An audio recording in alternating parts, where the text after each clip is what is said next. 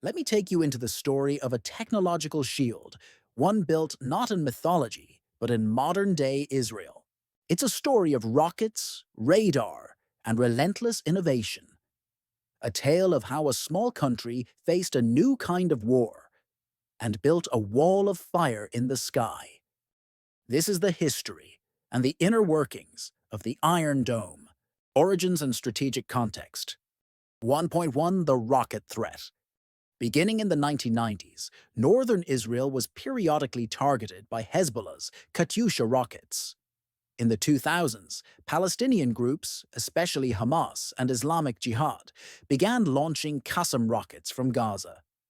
These were unguided, homemade projectiles with limited accuracy, but could cause civilian casualties, psychological trauma, and infrastructure damage. Despite their low cost, estimated between $800 to $2,000 each, such rockets posed a major challenge because they were launched in unpredictable bursts, often in large salvos that could overwhelm conventional missile defenses. 1.2 Vision and Mobilization. In 2005, Brigadier General Danny Gold, from Israel's Defense Research and Development Directorate, MAFAT, initiated the concept for a missile defense system tailored to neutralize these short-range threats.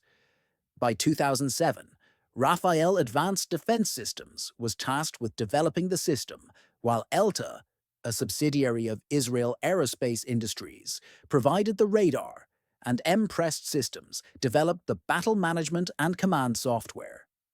Despite skepticism from some military and political leaders, the program progressed rapidly, transitioning from concept to field deployment in just 4 years.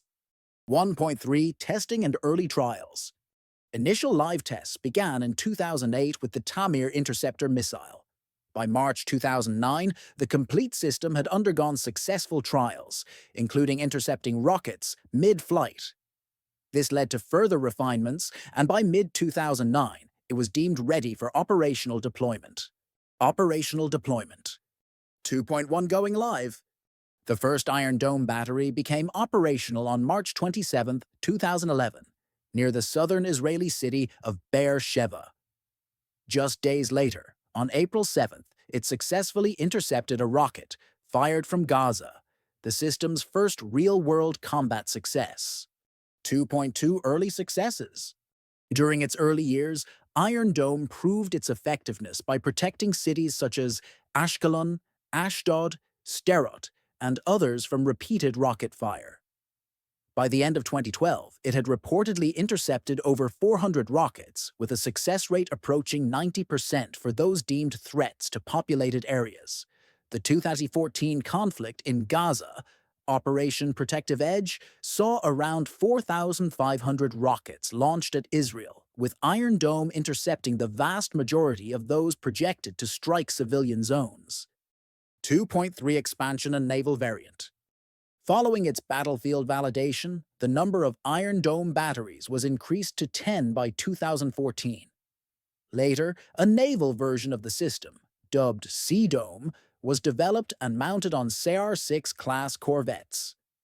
By 2024, Sea Dome had successfully intercepted aerial threats at sea, adding a maritime layer to Israel's defense strategy. Architecture and mechanics. Iron Dome is composed of 3 main components. 3.1 Radar and Detection. The system uses an advanced radar developed by ELTA that can detect and track incoming projectiles within a range of approximately 100 kilometers. Upon detecting a launch, the radar tracks the projectile's trajectory in real time. 3.2 Battle Management and Weapon Control. The Battle Management and Control Unit, designed by M-Prest, rapidly calculates the projected impact point of each incoming projectile. If the rocket is heading toward an uninhabited area, the system ignores it. If it poses a threat to civilians or infrastructure, the system initiates an interception. 3.3 Launcher and Interceptor. Tamir Missile. Each launcher can hold up to 20 Tamir interceptor missiles. These missiles travel at over twice the speed of sound and are guided toward the target using radar and onboard guidance systems. A proximity fuse detonates the warhead near the incoming rocket, destroying it mid-air. Each battery typically includes several launchers and covers an area of about 150 square kilometers. Performance and statistics. 4.1 claimed accuracy. The Iron Dome success rate has varied depending on the intensity and nature of the conflict, but official sources generally cite a success rate between 85 and 95%. In some cases, such as the May 2023 escalation with Islamic Jihad, interception rates reportedly exceeded 95%. 4.2 human element. While Iron Dome is highly automated, human operators remain essential. They make final decisions on whether to engage targets and must do so within seconds, often under intense pressure. 4.3 limitations and challenges. The system faces difficulties during saturation attacks, where large numbers of rockets are launched simultaneously to overwhelm the batteries.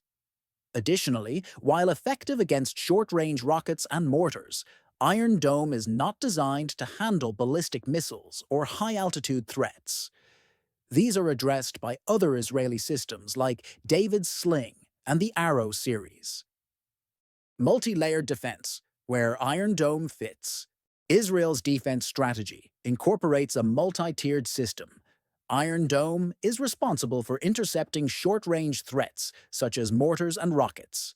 David's Sling targets medium-range threats, including tactical ballistic missiles and cruise missiles, while Arrow 2 and Arrow 3 are built to intercept long-range ballistic missiles, including those launched from Iran.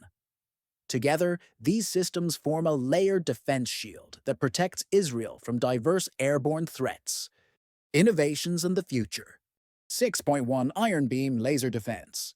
Iron Beam is a new laser-based air defense system under development to complement Iron Dome. Unlike missile interceptors, lasers offer nearly zero cost per shot and eliminate the risk of explosive debris. The system is intended to handle drones, mortars, and rockets at very close range, up to 7 kilometers. Field tests in 2022 and 2023 demonstrated successful intercepts, and operational deployment is expected by late 2025. 6.2 Expansion and exports. Israel currently fields about 10 mobile Iron Dome batteries. The system has been exported to several countries. The U.S. Army acquired 2 Iron Dome batteries, and countries such as Singapore and Azerbaijan have also reportedly purchased the system. 6.3 Future Visions. The success of Iron Dome has inspired broader discussions on advanced defensive architectures, including the possibility of a U.S.-led Golden Dome, a concept involving space-based lasers and missile interceptors to protect against long-range threats. Case studies and recent use. 7.1 October 2023 Hamas offensive. In a surprise attack, Hamas launched thousands of rockets toward Israel. Iron Dome intercepted the majority of those that threatened populated areas, with an estimated success rate of around 90%. 7.2 June 2025 Iran-Israel war. During a conflict with Iran, over 1,000 aerial threats, ranging from drones to ballistic missiles, were launched toward Israel.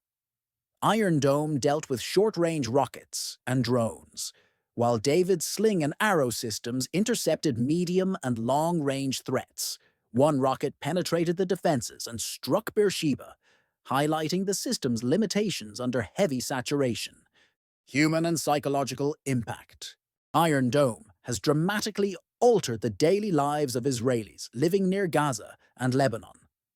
Where once sirens meant near certain danger, today there's a sense of guarded confidence. However, anxiety remains. Operators describe the psychological toll of having mere seconds to act, knowing lives depend on their choices.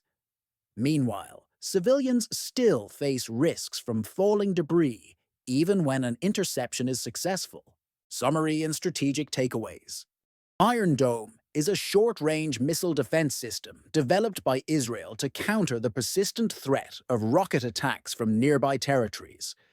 It consists of radar systems that detect incoming projectiles, battle management software that evaluates whether the rockets are a threat, and interceptor missiles that destroy threatening projectiles mid-air.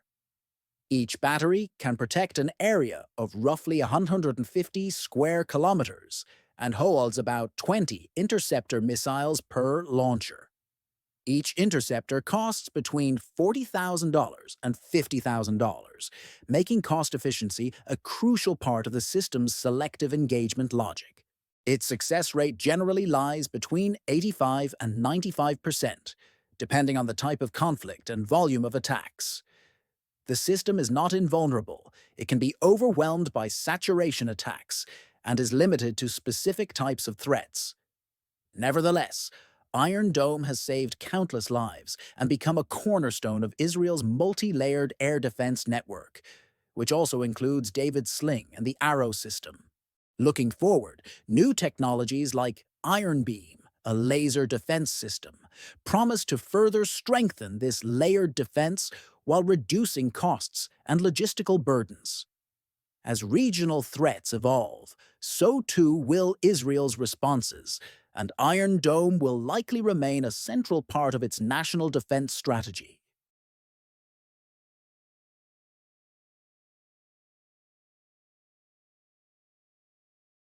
Apollo 13, the crisis that became NASA's finest hour.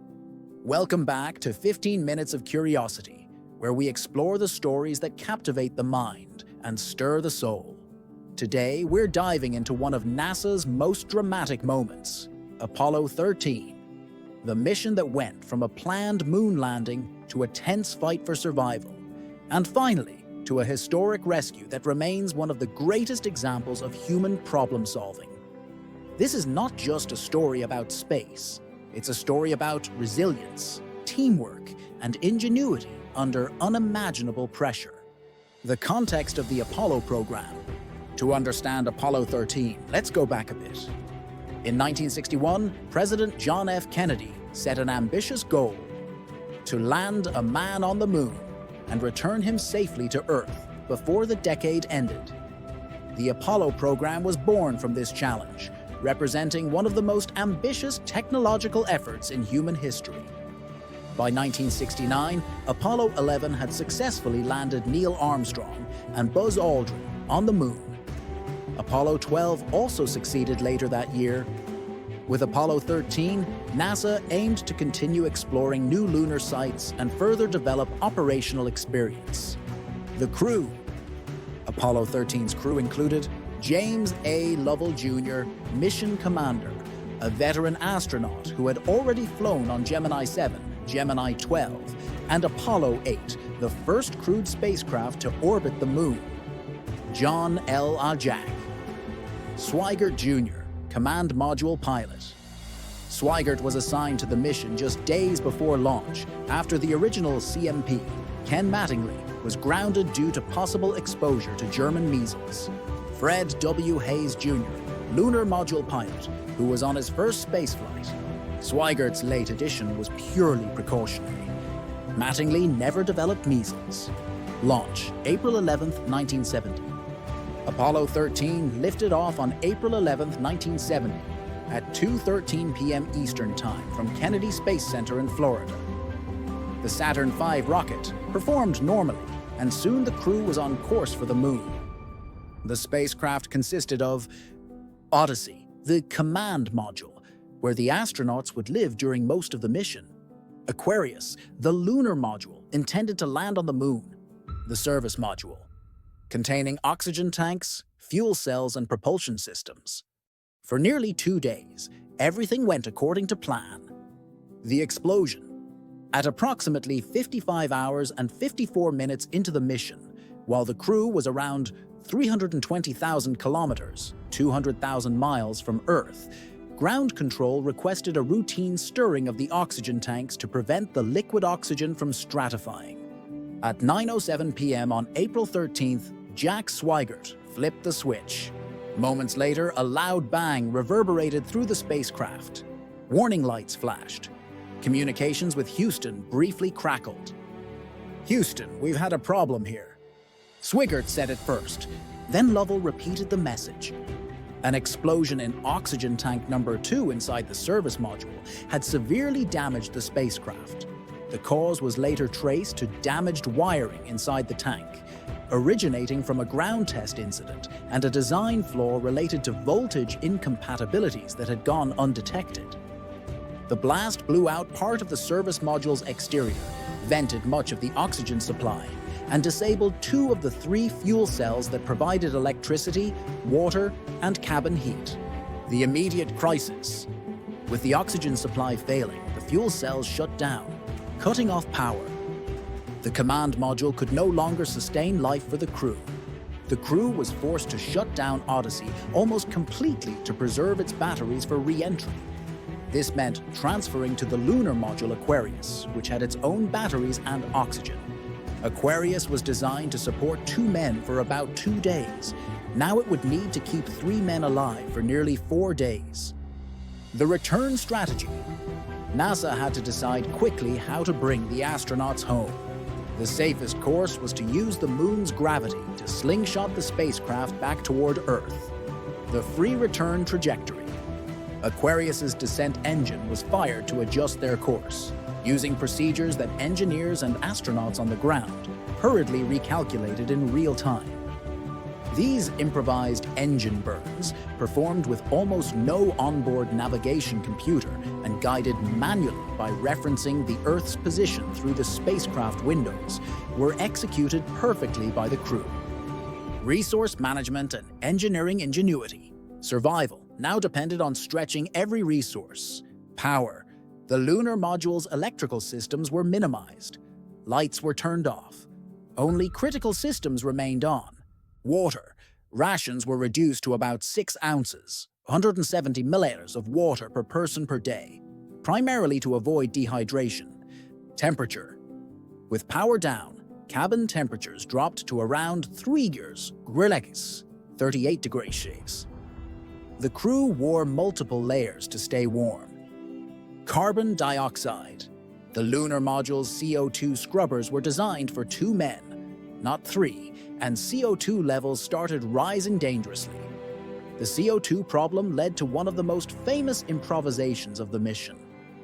The round lithium hydroxide canisters in Aquarius could not accept the square canisters from Odyssey.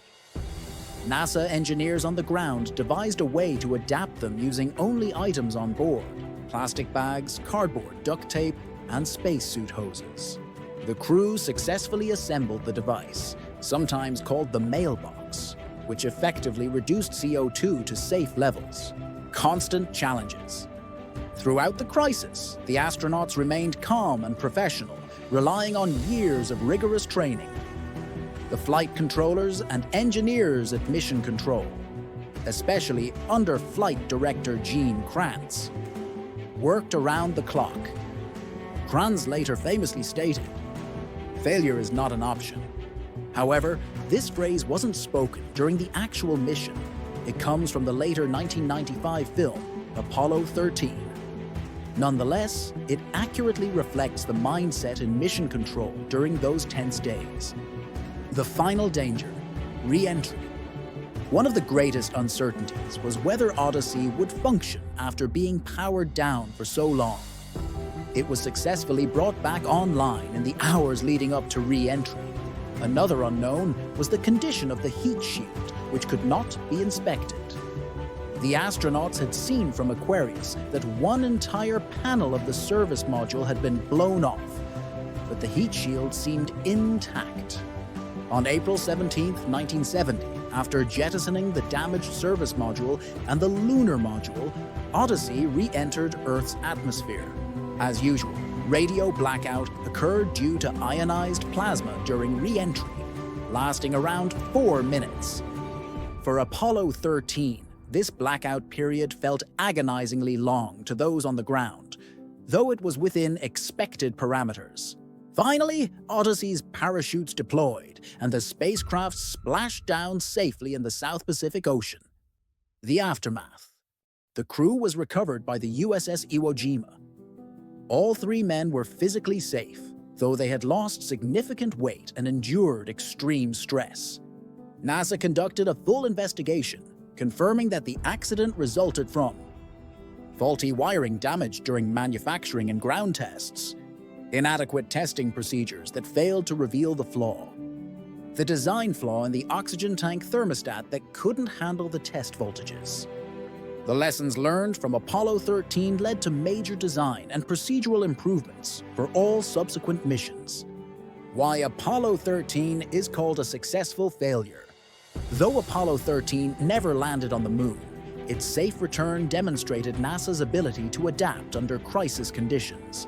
The mission became an enduring example of training and preparation, teamwork under pressure, engineering problem-solving, clear communication and leadership. Jim Lovell, Fred Hayes, and Jack Swigert returned home as heroes. Lovell retired from NASA after Apollo 13. Hayes later worked on the Space Shuttle program. Swigert entered politics and was elected to Congress, but tragically died of cancer before taking office. The legacy. Apollo 13 remains one of the best-known missions in space history, largely because of the extraordinary teamwork involved. The 1995 film, Apollo 13, brought renewed attention to the mission, dramatizing its events while keeping the core facts remarkably accurate. The spacecraft Odyssey now resides in Kansas at the Cosmosphere Museum, where visitors can see it today. Conclusion. Apollo 13's crisis gave the world a remarkable example of what humans can achieve when faced with impossible odds. Even 200,000 miles from home, a combination of ingenuity, training, and determination brought 3 astronauts safely back to Earth. Their story remains one of the greatest triumphs of space exploration, not for reaching the moon, but for surviving and overcoming disaster in one of the most hostile environments imaginable. This was 15 minutes of curiosity. If you enjoyed this story, like, subscribe, and share. And remember, curiosity is what keeps us reaching for the stars.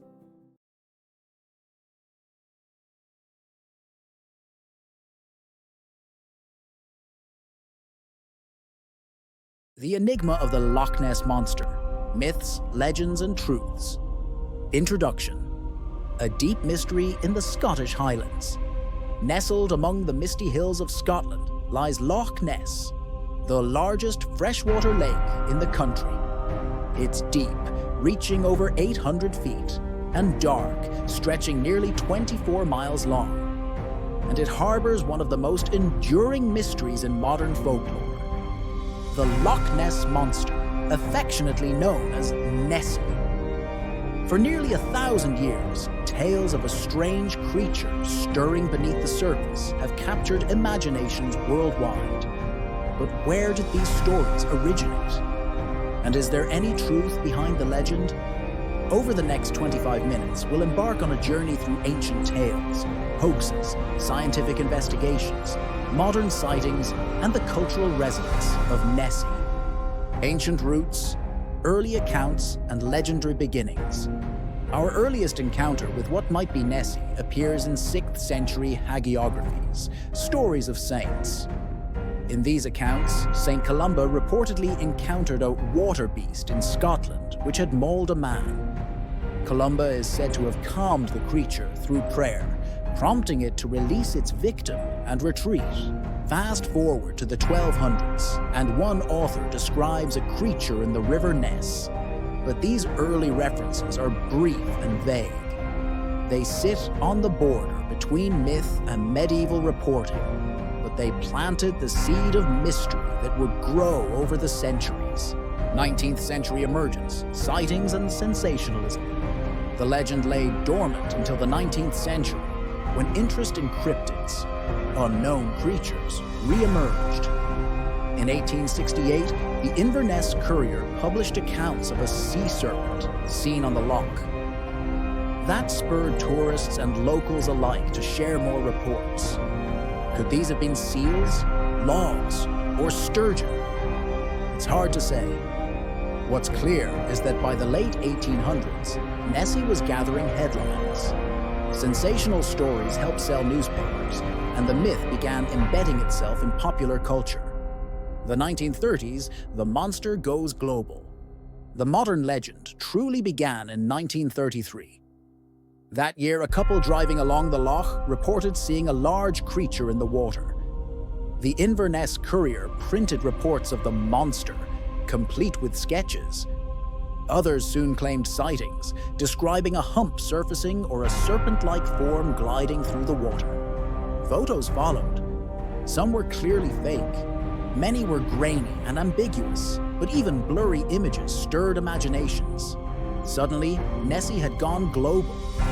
Tourism boomed. Cafes, hotels, and shops sprang up, all capitalizing on the legend. The loch became a magnet for monster hunters and curiosity seekers. The surge of hoaxes. Inevitably, the hoaxes arrived. In 1934, surgeon Robert Kenneth Wilson captured a photo showing a head and neck emerging from the loch. Clicked surreptitiously to obscure the exact location, the surgeon's photograph became world famous.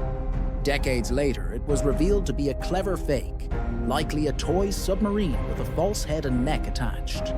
Another well-known hoax involved logs tied together to create the illusion of a swimming creature. These deceptions intensified the myth. Skeptics cited them as proof that Nessie was simply a product of human trickery, while believers saw them as surface-level distractions hiding a deeper truth. Science joins the chase, expeditions and evidence. As the legend matured, scientists stepped in. Starting in the 1960s, sonar and underwater photography were deployed. A major expedition in 1972 used sonar, detecting large moving objects, but no conclusive photographic evidence emerged. In 1987, the Loch Ness Investigation Bureau began thorough monitoring, again finding sonar anomalies. But in 2003, the Loch Ness Survey, a scientific effort, launched an extensive search. Sonar, divers, underwater cameras, even nets. The outcome? No Nessie, but 100 catalogued fish species, trout, eel, an unexpected giant catfish, and large bottom-dwelling creatures like burbot. In 2018, scientists conducted a full environmental DNA, eDNA study, collecting water samples across Loch Ness and sequencing DNA fragments. They found no evidence of plesiosaur-like or other large unknown creatures. Instead, the loch was teeming with eels. The lead hypothesis, giant eels, maybe up to 5 feet, could be mistaken for a monster surfacing. Modern sightings and photographic evidence. Despite scientific skepticism, reports continue. One of the most famous recent encounters occurred in 2016 when a Reddit user shared a video of a hump crossing the water. Observers debated, is it a boat wake, a seal, or something else? In 2021, still photos and video clips circulated showing dark shapes or humps moving underwater.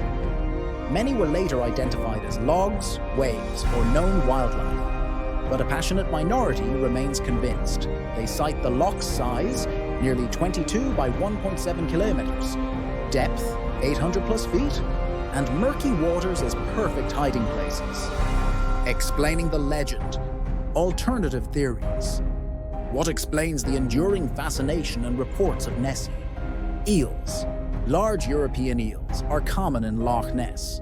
Under low light and on windy days, their swimming could be mistaken for a monster. Zeiches and wave patterns.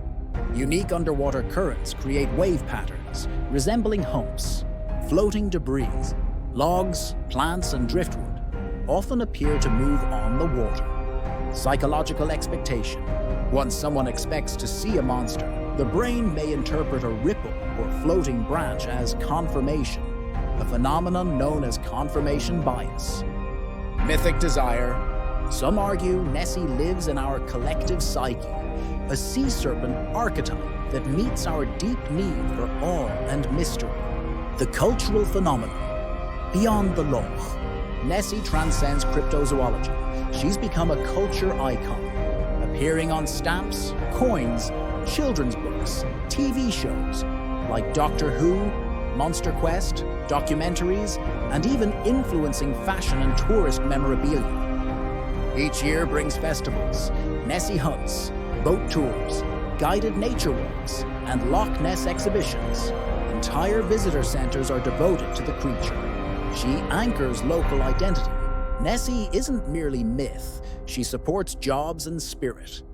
Towns around Loch Ness lean into the legend, blending myth and economy.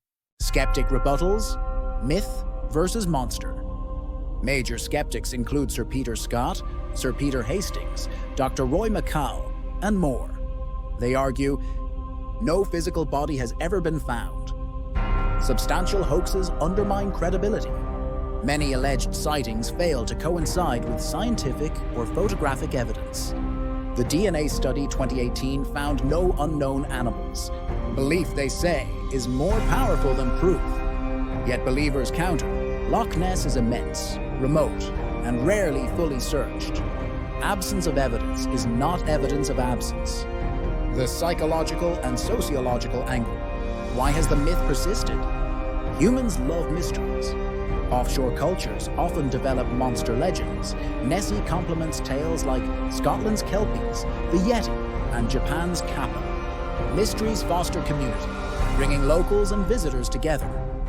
In a data-driven world, Nessie persists as a reminder that the world still holds the unknown. Persistence of the myth. What lies beneath? Nessie may never be proven or disproven fully, but perhaps that's the real magic. The legend persists because she remains at the boundary between belief and possibility. She's a testament to human imagination, to the power of collective storytelling, and our longing for wonder. Some scientists argue that this is exactly why Nessie endures. She's the perfect blend of folklore, intermittent evidence, and unquenchable curiosity. A final dive, the future of the legend. What's next for Nessie? Never-ending hunts using better tech, drones, multi-beam sonar as aerial surveys, high-resolution cameras, genetic sampling, like advanced eDNA to track fauna changes, AI analysis of historical photos and videos to find patterns human eyes might miss, virtual VR experiences letting people explore Loch Ness and spot Nessie in virtual tours. Conclusion: Nessie, myth, reality, or something in between. The Loch Ness Monster remains one of the most iconic, enduring legends of cryptozoology. Over centuries, she's inspired awe, hope, tourism, hoaxes, science, skepticism, and even suspicion. While science has challenged the existence of a dinosaur-like creature, it's also shown us the richness of the loch's ecosystem. Could there still be a large, unknown creature beneath the depths? Maybe not a plesiosaur, but perhaps something we've yet to fully understand. The Loch Ness Monster reminds us that even in a time of satellites, AI, and total maps, some mysteries remain unsolved. And maybe, just maybe, that's exactly the way we like it. Suggested reading, watching. Loch Ness Monsters by Tim Dinsdale. BBC's The Loch Ness Investigation Bureau documentary. The official Loch Ness Monster eDNA study, 2019.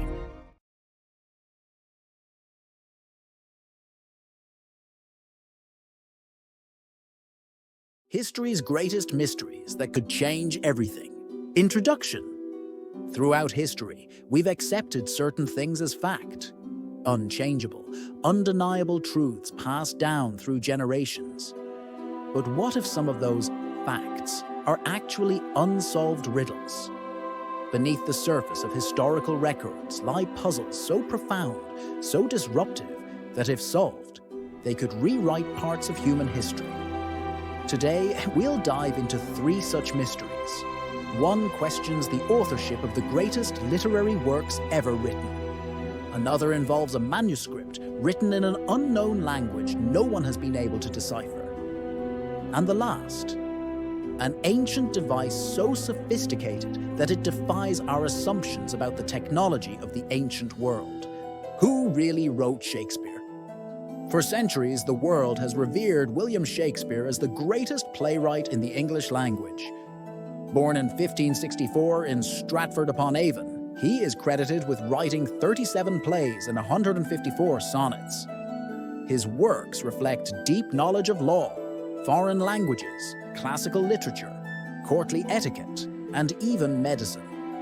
But here's the twist. Many scholars, past and present, have questioned whether the man from Stratford really wrote all those works. The main argument centers on Shakespeare's modest background. He had a basic grammar school education, and there is little evidence that he traveled abroad or received higher education. Yet his plays are filled with references to court politics, Italian cities, and aristocratic culture. Could someone with no university education and no known travel history have possessed such insights? Over the years, alternative candidates have been proposed as the real author behind the name. One of the most popular is Edward de Vere, the 17th Earl of Oxford. De Vere was a nobleman, poet, and known playwright in Elizabethan England. He had the education, the access to court life, and the literary background to plausibly write Shakespeare's plays. Supporters of this theory point to striking similarities between events in Oxford's life and themes found in the plays. Another contender is Francis Bacon, a philosopher and scientist known for his intellect and coded writing. Some believe that hidden messages and patterns in the texts link Bacon to the works of Shakespeare. A third theory proposes Christopher Marlowe, a playwright and poet believed to have died in a mysterious stabbing in 1593. Some believe Marlowe faked his death and continued to write under Shakespeare's name. There are even those who argue that a woman, Amelia Lanier, a poet and contemporary of Shakespeare, may have authored or contributed to the works, particularly those that show unusual insight into female psychology. So, why hasn't the literary world accepted these alternatives? The answer lies in documentation. Shakespeare's name appears on title pages of plays published during his lifetime. There are business records linking him to the London theatre scene, and several of his contemporaries, including Ben Jonson, explicitly praised his work. There's no comparable evidence for the other candidates. Still, the debate persists. Those who believe in alternative authorship argue that Shakespeare was a pen name, perhaps for a more educated, elite figure who wanted anonymity. If this were ever proven definitively, it would mean the greatest literary works in English were not written by the man we've always believed. The ripple effects in literature, history, and culture would be enormous. The Voynich manuscript. Now, imagine opening a book that no one can read. A book written in an unknown alphabet, using unknown grammar, filled with strange illustrations of plants, cosmology, and naked women bathing in mysterious green pools. That book exists. It's called the Voynich manuscript, and for more than a century, it has defied every attempt at translation. The manuscript was rediscovered in 1912 by a rare book dealer named Wilfrid Voynich. Scientific analysis dates it to the early 15th century, probably between 1404 and 1438. It contains around 240 vellum pages, although some are missing. What makes it extraordinary is the script.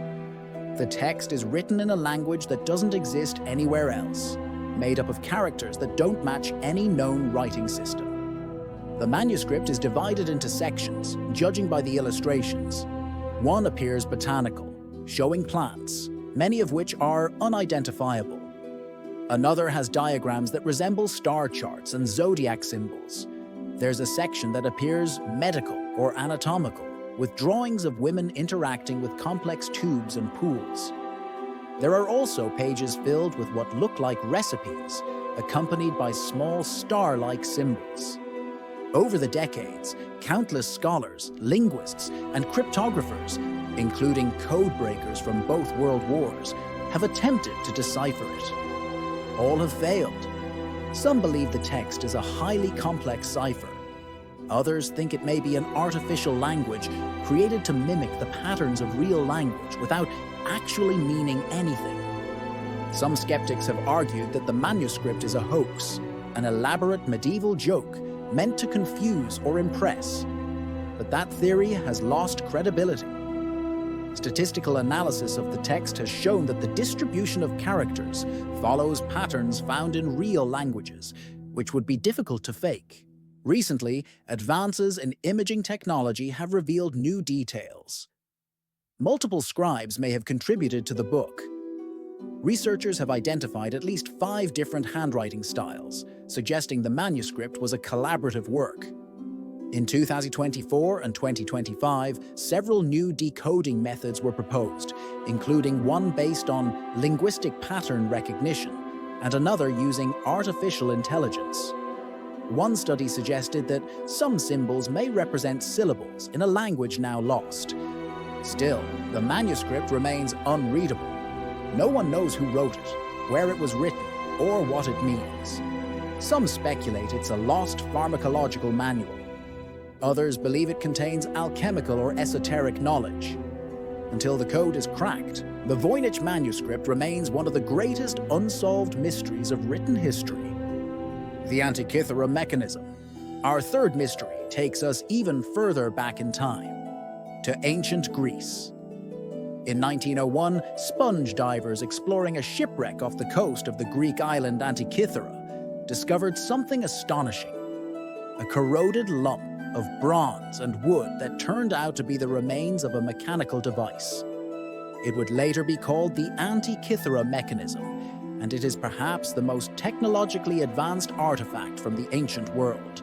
At first, archaeologists didn't know what to make of it, but as they carefully separated the corroded fragments, gears began to emerge, gears with teeth, dials, and inscriptions.